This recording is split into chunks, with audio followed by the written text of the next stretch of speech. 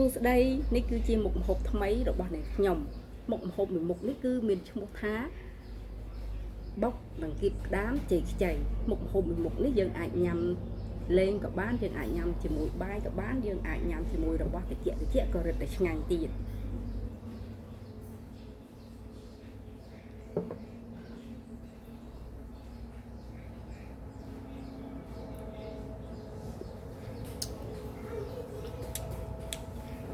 ឆ្ងាញ់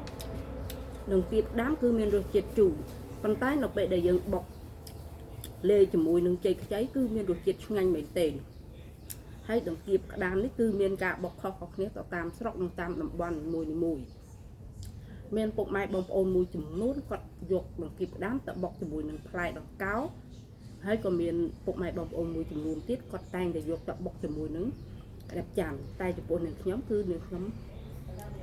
បុកជាមួយនឹងចេកខ្ចីឆ្ងាញ់មែនទែន